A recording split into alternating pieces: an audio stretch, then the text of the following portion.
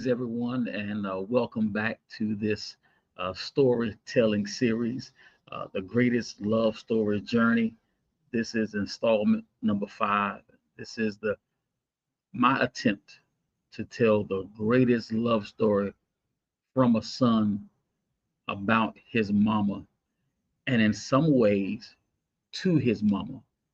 And I'm talking about my mama, Agnes Marion Copeland, who transitioned from this life on Sunday, July 6th at 3:48 p.m. right in her home in Portsmouth, Virginia. And several of our family members were gathered right there. She was in my brother's arms when she slipped into eternity, and I had my hand on her chest. As a matter of fact, I felt my mama's last heartbeat. Is something that will stay with me forever. There's a two-fold purpose in this storytelling series. First and foremost, uh, I think it's very significant for me to memorialize my mother like this. It is for my mental health and also for generations to come, the generations that flow out of her, and for the family at large. I want them to know who this tremendous lady was, and also for others inside and outside of the family who are dealing with significant loss. I'm hoping and praying that by me sharing my own story, I hope that it will help you. I'm not doing this so much for popularity or for views. And to be quite honest with you, when I started on this journey, um, I really didn't care if anybody was watching it. I was doing it to kind of save myself because I was beginning to crack. And it was one of the only ways that I could deal with losing her. She hadn't quite gone the first time I went live. It was when we found out that she had been turned over to hospice. That was the first time that I went live and I began to talk about what I was feeling. And it was a tribute to her, it was a living tribute. And to be quite honest with you, I'm glad that I did it. I'm not saying that what I'm doing is right or wrong, but I tell you that it's right for me. And I hope that anybody will who comes on to look and listen. I hope that what I'm doing here will be helpful to you. I'm finding out. God bless you, my dear friend and sister, Evangelist Stephanie Webster. I am discovering that as the days continue to go by, I'm beginning to process more and more about my mother's life and death. For those of you who don't know, my family experienced 4 deaths from from June 14th until August 12th. In that compacted time, I lost a cousin, my mother, and 2 aunts. As a matter of fact, I just preached my great aunt's homegoing service this past Saturday, August 30th. And to be quite honest with you, in my mind and my life, preaching that homegoing service was kind of like a bookend to me, uh, a sort of an ending of the summer of death for our family. Um, and I'm grieving every member of the family who passed away, but there's a special type of grieving process for my mother. My mother was the most significant loss. And to be quite honest with you, it's taken some things out of me that I didn't know were in me. And the Lord is also dealing with me in such a way that I really can't describe it. The only way I can really communicate the way the Lord is dealing with me is probably through my biblical teaching and preaching. It's the only way that I can really get it out. I feel like I'm having like a Paul-like experience when he had the thorn in his flesh, though he was suffering profusely in his humanity. Christ was taking him to higher and higher heights spiritually. that's the best way to describe what I'm going through now. And today is Monday, September 1st, it's official Labor Day. My wife and I are tucked away. We are to get away with another couple who are dear friends, really more like brother and sister to us. And I'm having some time to rest, relax, rejuvenate, and reflect. As a matter of fact, I canceled our Sunday service for yesterday just so I could get Sabbath rest, not have the duty to preach, but just to rest. You know what I mean? Everybody needs rest. And I have the reason why I didn't have a guest preacher because I had planned to preach, but through consulting with my wife, and to be honest with you, my doctor too, it was better that I took a break and took a rest. And so I'm glad that I did that. And thank God for you, my dear sister, Monica Lucille. Good to see you here. And once again, I pray Monica knows what it's like to lose her mother. She lost her mother this past December, and we were there with her. So I know I'm speaking to somebody who understands exactly what I'm talking about. This picture that you see on the screen is a picture of my mom that was taken a few years ago. Uh, I can't remember exactly what event it was, but I find myself lately as I look at different pictures of her, as I have conversations, there are certain things and conversations that come up that remind me of her. Tisha and I were traveling from Northern Virginia down to the 757 area, the Tidewater area, just a couple of weeks ago. And because 95 and 64, our normal route was so uh, crowded and so many accidents, the GPS rerouted us through Route 17, and we were coming through the Northern Neck area. We were on Route 17, and we saw on the side of the road this small business that was selling live crabs. And it made me think about my mama. And to be honest with you, for a moment, it was as if my mama was in the back seat traveling with us because I could just hear her voice saying, "Boy, pull this car over, and get me a bushel of crabs," because she was not going to spend her money. She was going to spend my money, which was one of her favorite hobbies when she was with me. She had this saying, she was like, "Go ahead, let me hit them pockets." And to be quite honest with you, it was an honor for me to do it. It was an honor for me to take care of my mother whenever she was in my presence. I prided myself. I never really wanted my mama to spend her money.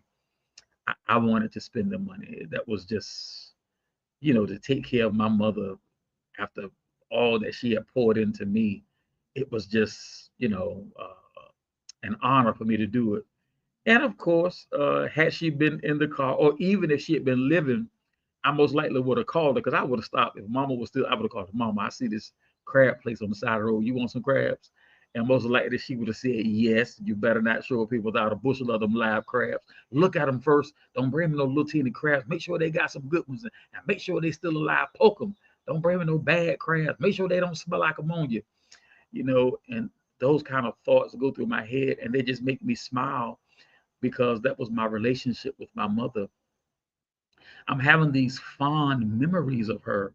I remember being a little boy, and it was a run in my life as a little boy. Every Saturday, my mama was either baking homemade cakes or she was making candy apples. And on some Saturdays, she did both. She would make those candy apples. Oh my God. And she would make a cake. And since me and my brother would fight over who was going to either lick the bowl or the spoon to stop us from fighting, she would assign us this time. Tim could lick the cake bowl, and I could lick the cake spoon, and then the next time I could lick the cake bowl, and Tim could lick the cake spoon. And supposedly, supposedly that would keep us from fighting sometimes. But things like that, my wife was making some banana pudding last week for an event that we were a part of. And as I was watching her prepare to make the banana pudding, I was thinking about my mom because my mom made the best banana pudding I ever had. The only person that really came close was my aunt Nona. And I was telling my mom, I said, Mama, Tisha can really make banana pudding, and I think you ought to try it. And she just gave me this look like, all right, now don't make me hurt her feelings. And so when Tisha made it, Mama tasted it, and she looked at Tisha. She said, "You got it, baby." And my mother has never told anybody that her banana pudding is something different now. Yeah, Mama was a tremendous cook. I mean, she is well known in the region for her different dishes. And I knew that Tisha's banana pudding was really good, but to hear my mother tell my wife, "Oh, baby, you got it, you got it," and that was everything to me. I told Tisha, I said, "You just don't know. You don't know like I know." For my mama to say that you got it, girl, this stuff is certified. Do you hear me? And so it's things like that that bring back these memories. And so I moonlight as a DJ, and there are times I'm making these song lists, and I'm reminded of the music from my childhood and these family gatherings, watching my mama and Big Papa dance to certain songs, or these certain love songs that Big Papa would sing to my mama with his no singing self, and seeing her just roll her eyes at him. "Oh, shut up, Herbert, just shut up." But he wouldn't, because he just loved her like, I mean, it's indescribable, his love for her and to her. And as I'm making these playlists of these various songs from my childhood and some from, my teenage and young adult, because as certain songs were made, she just loved them. And what a lot of people don't know, one of my mama's favorite songs was "It's Getting Hot in Here" by Nelly. Man, let me tell you something. My mama would hear that song, and let me tell you something. She would just start taking off stuff and just start jamming. And that's another significant memory I have about my mama, because she was absolutely a child of God. But let me tell you something. She showed me and many others how to have liberty in Christ, how to live a submitted life to Christ, but not be bound by legalism, and not to be bound by traditionalism, and not to be bound by what everybody else thinks. You understand? And it was so refreshing to be in her presence. You could be you. And I'm not talking about getting off the chain and behaving in a way that was sinful or silly. I'm not talking about that. I'm talking about mama allowed you to be you. And what a tremendous counselor she was. What a tremendous teacher. I think about my sister in love, Jessa, my brother Tim's wife. My mom patiently taught my sister in love her cooking recipes, because as mama was getting sicker and sicker, she wasn't able to cook like she wanted to. But what she did was she would come into the kitchen and pour into Jessa. And even when Jessa would make a mistake and burn something up, or something would come out the way mama would cook it, mama wouldn't put her on Front Street. She'd tell her, "Don't worry about it, baby. We'll try it again." To the point where Jessa really, there were so many dishes that mama volunteered for different events that Jessa actually prepared, that people really thought that my mama prepared, that Jessa has passed the test. So before mama transitioned, Jessa has already got the seal of approval, and we can keep some of mama's dishes even when one of my sisters aren't present. My sisters, Kim and Angelique, they can prepare some of mama dishes because they grew up in the house with mama. Of course, it's hard not to be able to prepare mama's dishes, and you grew up in the house with her. But Jessa did not have the privilege of growing up in the house with mama. But because she spent so much time caring for mama and mama loving on her, Mama was able to pour those things in, and it was just amazing. Now, I will tell you, um, I am battling. Uh, I'm really dealing with this significant loss. There are days that I'm really smiling, and there are days that I don't know what to do with myself. Um, in consultation with my doctor and my wife, I am going to get myself into some grief counseling. And I'm going to get myself into some grief counseling where I don't have to be the preacher. I can just be another person that's sharing my feelings and uh, getting some help.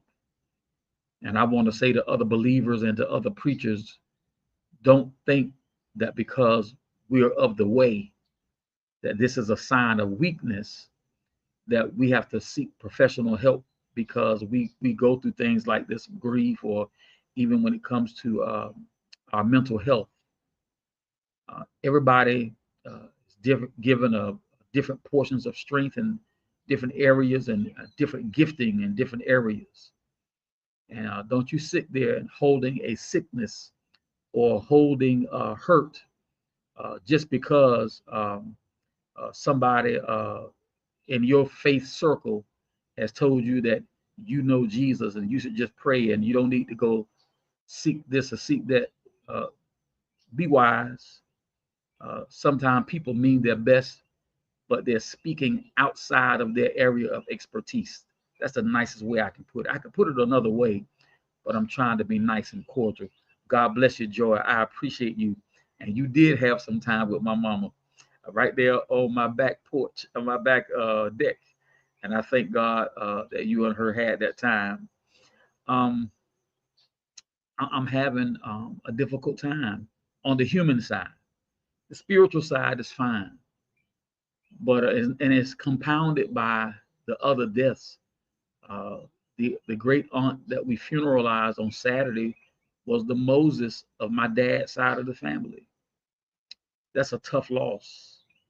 The aunt that we lost a couple of weeks before the great aunt, that was an unexpected death. And the cousin that I lost on June 14th on the way to uh, serve my mother in hospice, she was only 36 years old, stage 4 cancer, devastate the family. And so I've had to serve my family as a leader in the family, as a pastor in the family. And so my ability to grieve and the way I've been able to grieve is a little different. And so, like I said earlier in this broadcast, Saturday's memorialization of my Aunt Gardenia was kind of like a bookend for me. The last of the 4 deaths for my family this summer of 2025, has been the summer of death, and was like a bookend. Now I can really have a chance to process and deal with my mother's death along with those others. And so I continue to have great memories of my mama. She was just such a dynamic character. And one of the greatest things she ever passed along to me was resilience and toughness. Mama never allowed us to quit.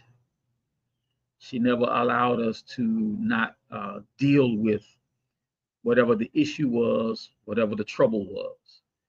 She would allow you to drop a few tears, but after a few tears, she wanted to talk about, now what's the plan? What are you going to do? She would remind me from time to time, you come from a good start, boy. Now come on. What you going to do? You got to have a plan. And I want you to know that I sincerely appreciate that. All those tough tools that she taught me, Those tools that Tisha's talking about right there in her comment, those tough tools were very useful. They are very useful to me. And I'm using every one of them now. I'm being transparent because I want people to know that it's okay to grieve. Now, I'm not grieving as if all is lost. No, that's not that kind of grief. I'm not grieving as if I'll never see her again. I believe that my mama made it to the presence of our Lord and Savior Jesus Christ. I believe that I will make it.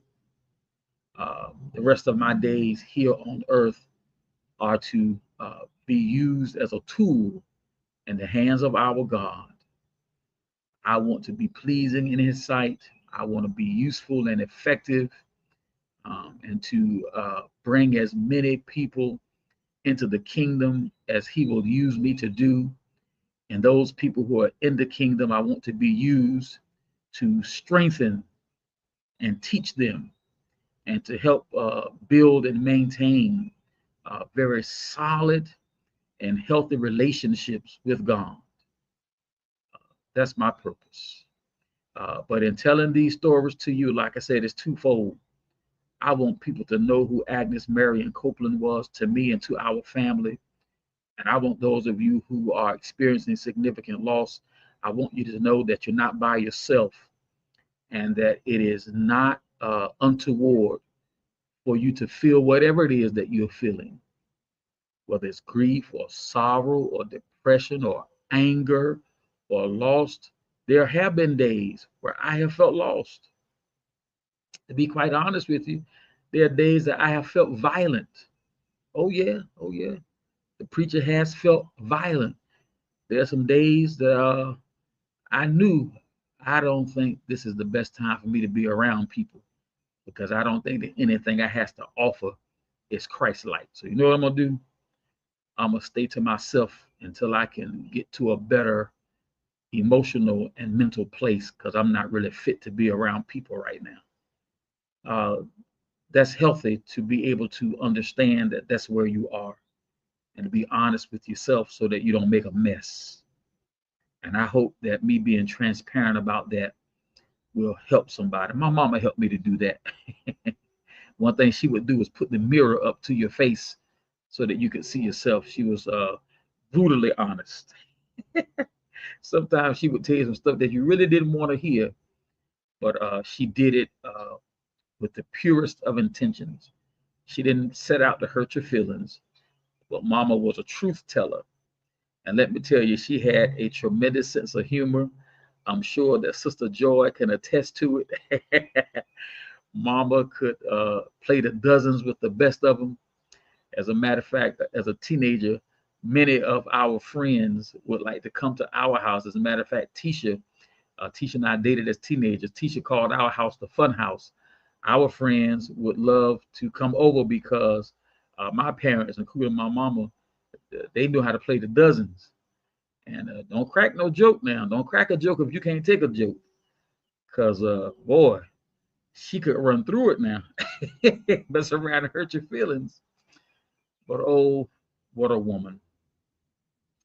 I'm going to wrap this up for now because I feel like I've shared, yes, Joy. Yeah, she talked about Danville. Now, I'm not going to mess with you because Danville ain't done nothing to me.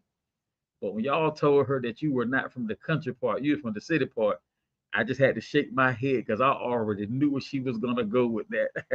And I hold on to that memory. That was Tisha and I's housewarming affair. And I do want to share this. Tisha and I, along with Unity International Fellowship, we're going to be in convocation right in Woodbridge, Virginia, October 9th through the 12th. With Apostle Williams and Unity Fellowship. And I'm going to be having a significant ministry recognition. And this will be the first significant ministry recognition without my mother. The rest of them she has been a part of. Didn't matter what her level of sickness was, Mama made a way. As a matter of fact, last October, as Transition Place celebrated our third ministry anniversary and my third pastoral anniversary, my mama, who was in end-stage renal failure, she made her way to Fredericksburg, Virginia from Portsmouth. And before the service started, my mother was in the back doing dialysis so that she could come and sit and enjoy that celebration. I did not know that it would be her last pastoral church anniversary with me. And to be quite honest with you, I really heavily considered canceling this year's celebration because I just didn't think that I was in the right headspace. Just thought that the grief was too much. But as I reconsidered, I said, in all of this, there is need for celebration. And to be quite honest with you, I believe that Mama would want for us to go ahead. And so I'm trying to fight these tears back.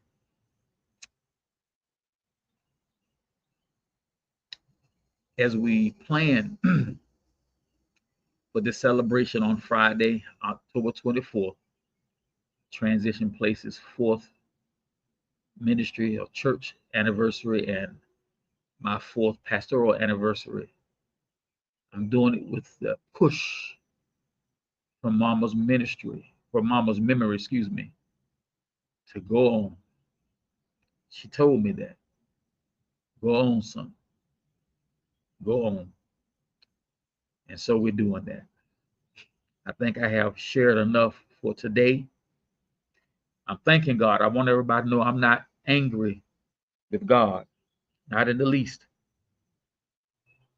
Not in the least. I'm thanking God for the 53 years that I had with my mama. I wish it could have been longer, but he doesn't keep time like we do. He makes no mistakes. And I am glad that my mama suffers no more. We were praying for a miracle, and he did answer our prayers. He just gave her last miracle with him. To God be all glory, all honor, all thanks, all praise, and all adoration. And I thank God for each and every one of you.